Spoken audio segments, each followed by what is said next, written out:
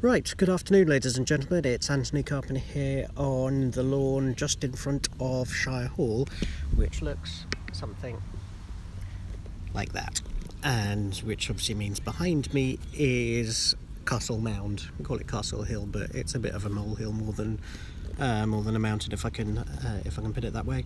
I've been in the County Archives again, and really struggling, actually, emotionally.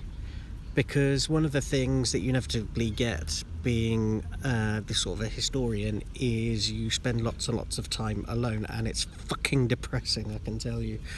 I could say I wouldn't recommend it to anyone, but certainly at the moment I'm really struggling emotionally with anxiety, depression and isolation, which kind of goes with the territory of the stuff I'm doing, both kind of like history-wise, but also politics-wise, in terms of just trying to keep tabs on and reporting from the various council and city deal meetings.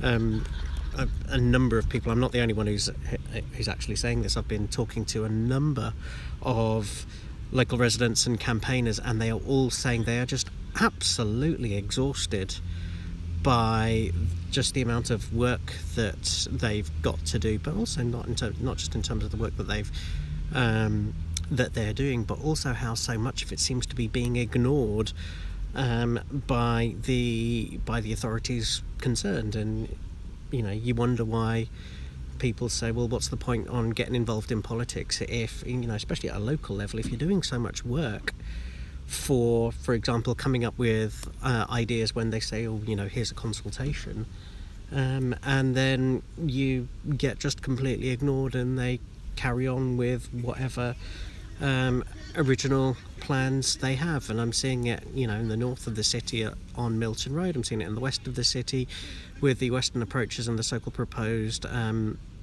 West Cambridge busway, seeing it in the south of the city with all of the building work going on around on the Addenbrooks and the biomedical campus. And it's like, all of the decisions have already been taken.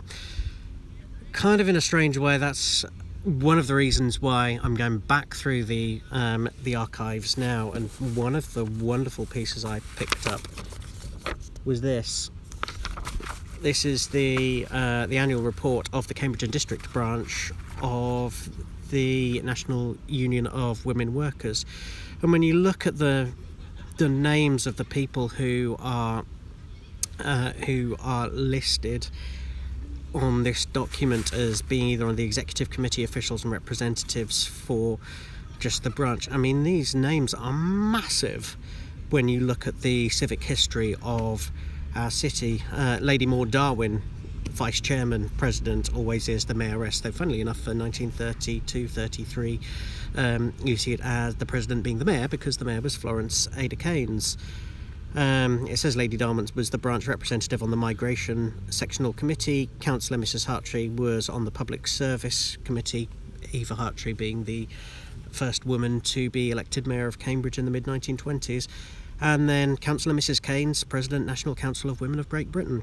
And you've got a whole host of others who I managed to find featured in a series done by the Cambridge Independent in 1930 called Women Workers, and a whole host of people who are listed here: Mrs Alan Gray, Mrs Bethune Baker, Mrs Eden, Mrs Hutchinson, Mrs McNair, Mrs Villiamy, all Mrs Anderson Scott, Mrs Stevenson, Mrs Chivers from the great fruit farming factory family, who used to have a huge works out at Histon. They should never have demolished the main building, because it was quite beautiful, but I think they got rid of it in the 1980s.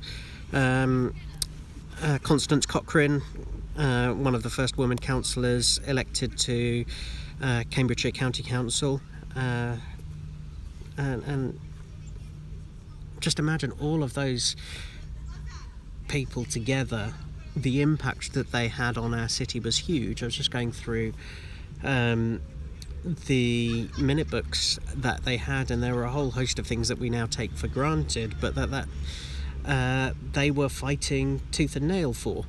For example, the right of married women to be employed. It seems strange to think that several decades ago, when women became married, they had to give up their jobs as teachers and civil servants, which is just stupid, crazy, stupid. And yeah, people had to fight for that right to get those provisions removed.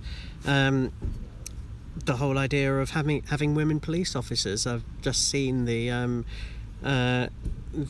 original minutes written by Lady Darwin, Maud Darwin, who's actually from the United States, and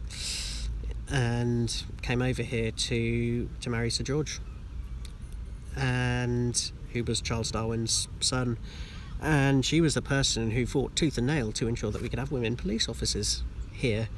And it all stemmed from, well, as the archives show, this issue of, as the minutes say, women and girls behaving badly around the soldiers that were camped around here on the outbreak of war, and what were they going to do about it. And it turns out that the National Union of Women Workers managed to get together a committee of qualified volunteers who would go around with the police as women patrols to ensure women didn't misbehave themselves, because one of the things the minutes also show was that there was concern about the number of illegitimate babies being born as a result of the soldiers being in town. But actually, when you look at the numbers that are being mentioned, it's a couple of dozen at most. And when you think the population in those days on the outbreak of war, with all of the soldiers coming in, would have been over 100,000. Back then it was even greater in World War II. Jack Overhill's diaries, which are also stored in the archives here, mentioning the population got to over 250,000, which is quite something. A storm in a teacup. But such was the worry of moral outrages that it was all written down and minuted. And so, like I said, lots and lots and lots of fascinating stuff coming out of the hello. Sorry, I just had a four-legged friend running over. Anyway, as I was saying, there's a huge amount of stuff in the archives that are just waiting to be found out. So what I've gone and done, and I'll leave on this point, is I've asked the county archivists to give me a quotation for digitising and publishing all of the manuscripts of the National Council for Women Workers, because that details the history of the, if I can call it, the organised impact that women had on our city that nobody's really written about. And I think if we can digitise them, then we can make, for example, the annual reports that I've pulled out here available to many more people, so that they can actually read for themselves the story of how women shaped our city, and can read it in the writing of the women's own hands, rather than through an intermediary. Anyway, I shall leave it there, and see you soon.